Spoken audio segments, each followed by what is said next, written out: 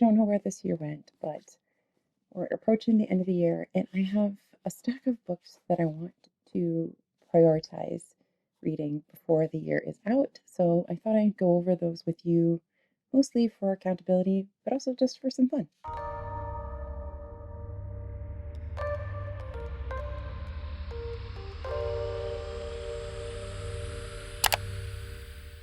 Hello, book friends. It's Alyssa. Welcome back to the channel. Hello, if you are new.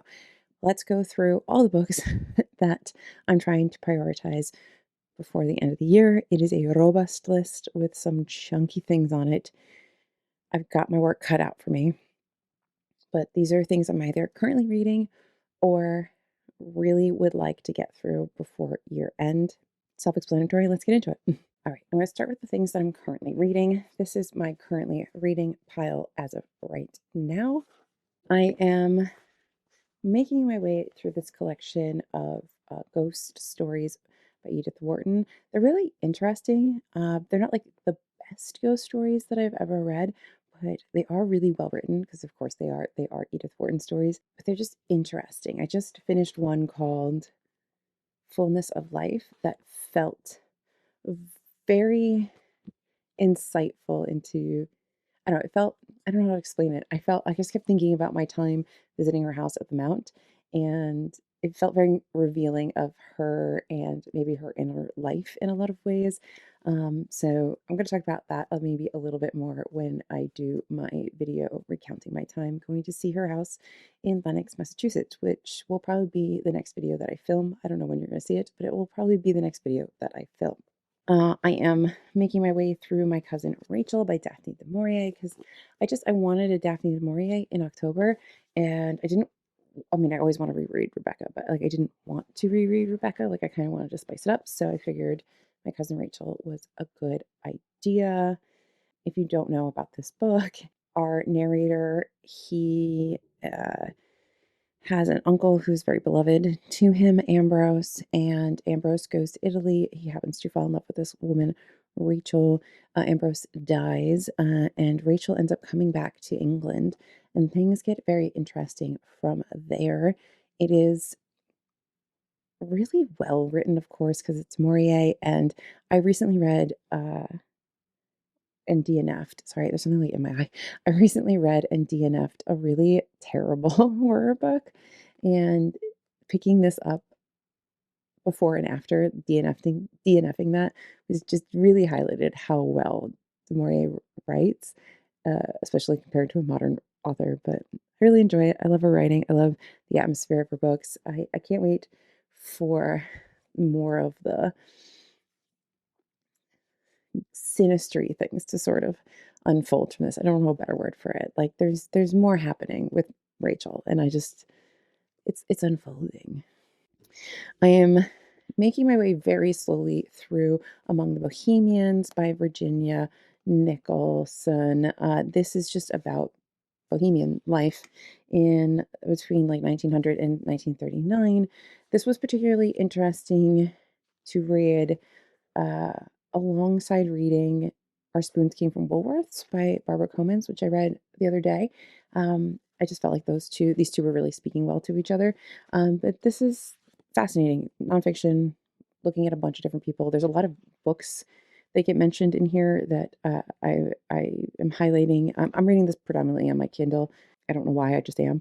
And now that I'm there, I just kind of am staying there. But anywho, there's been a lot of books that have been referenced in this. And so my books I need to read is getting a little longer from reading this, but very interesting look. And of course, it does touch on people like Virginia Woolf, but there's a lot of other artists and bohemians that are in this. In preparation for my year with the Brontes next year, I am reading Elizabeth Gaskell's The Life of Charlotte Bronte.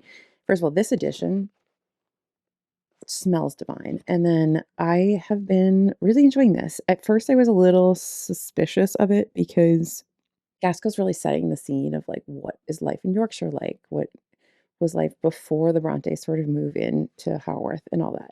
And now now that I'm a little further along, we're getting more into like correspondence from Charlotte to other people. So it's getting really interesting, very personal, I'm enjoying it a lot. So this has been a bit of a surprisingly interesting and good read. I thought I was going to be a bit bored. Oh, how wrong I was. Ordinary Love by Marie Ratowski. I have this is dusty. It's been on the floor. I also requested the audiobook for this because I wasn't sure if I was going to want to do this as like a car read or something to listen to while I'm knitting or whatever. And that came in from the library. So I think I might start this soon. Just, it's like a romance, just like, but like a literary sort of romance. So I think that'll be like an interesting sort of lighter read. I have to do a more recent reread of The Age of Innocence by Edith Wharton to round out the year. And I am getting my butt in gear, getting us back on track. I feel like I'm constantly off track with my Substack stuff, but I'm getting the channel back on track. I'm getting Substack back on track, one thing at a time, and then we'll be grand.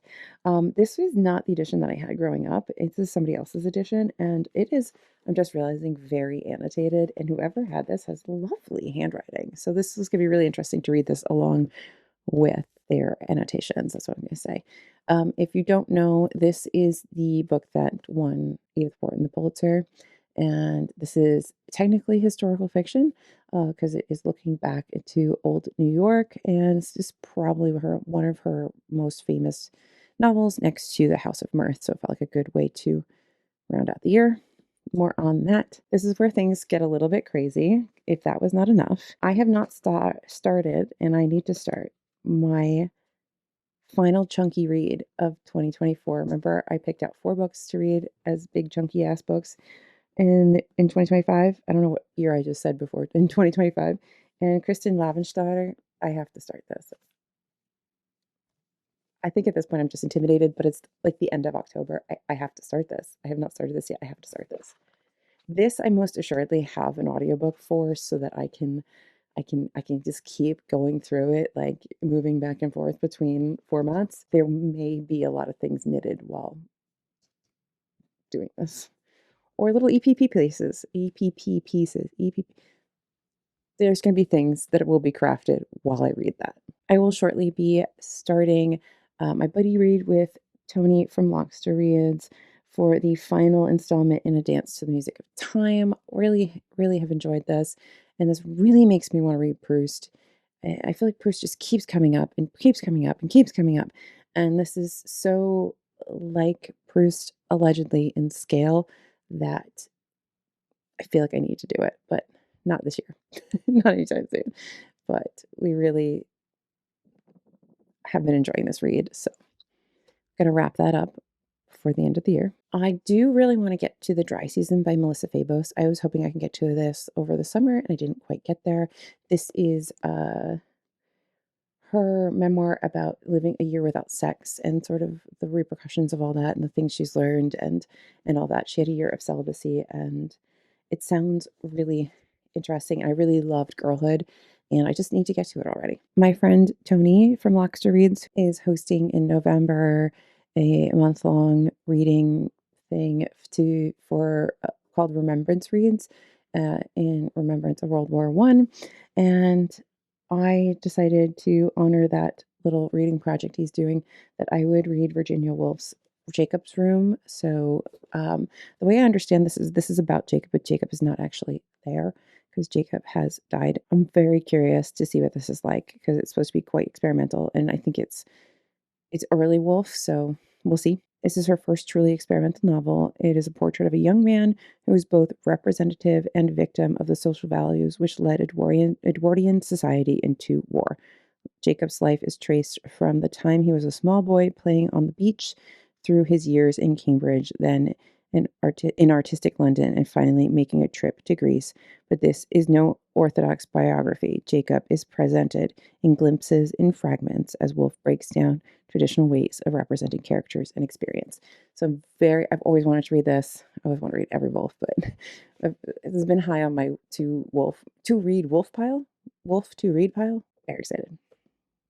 Also, I've recently been paying attention to my editions of books, and I'm really liking these Oxford World Classics. I know that's not like a groundbreaking thought, but I really like their introductions and stuff. So just something I've noticed. In preparation for my year with the Brontes, I have We're going to read 5 books because 2 of them are quite chunky, and 2 of those 5 I haven't read before. So I want to read Agnes Grey by Anne Bronte, which I believe is based on sort of her experience as a governess. And then Villette by Charlotte Bronte. I don't know a lot about this one and actually can't in the dark read what this is about, but I'm very interested to read something other than Jane Eyre because I always forget that Charlotte wrote several books. I've just only read Jane Eyre. I don't know why at the end of the year I have so many big ass books, but some of my friends were talking and they were like starting a buddy read, and the buddy read was for The Crimson Petal and the White by Michael Faber. Now, I got this when it came out years and years and years ago, and I was reading it with a girlfriend at work, and we were both really enjoying it. And then this is how far along I got. And then I just stopped reading. I have no reason to have stopped reading. I just stopped at part 5, apparently, and just stopped reading. We're going to rectify that. I'm hoping that once I get going, I will remember a lot of this story and I won't have to it'll go a little bit faster, and then I'll finally know what happens in the end of this. I know that this was made into some sort of TV or film adaptation, but I've never seen that. But anyway, this thing I will finish that.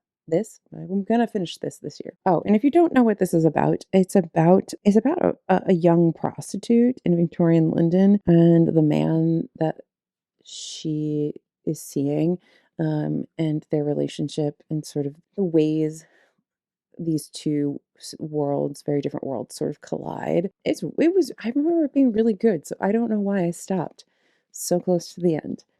But I never got rid of it because I'm like, oh, I really need to finish that book. And literally years have gone by. Anyway, I do still have a few other things on the list in front of me here, but I think that as I was pulling these off the shelves, it was clear that the stack that I'm pulling together right now is sufficient. I don't need to read any more that I'm already reading. So that is my unrealistic stack of books that I would like to get through before the end of the year. If there's anything on your list that you're trying to get through that you'd like to share, let me know in the comments. Of course, if you've read any of these, let me know that as well and your thoughts on these in the comments. Yeah, wish me luck because this is an insane amount of reading to attempt to get through in 60 some odd days. But hey, it's just reading. If I don't get to them, I can read them next year. So anyway, that's it. Thank you guys for watching. Like and subscribe, and I'll see you in my next video, whatever it may be, because it's my channel and I can do whatever I want.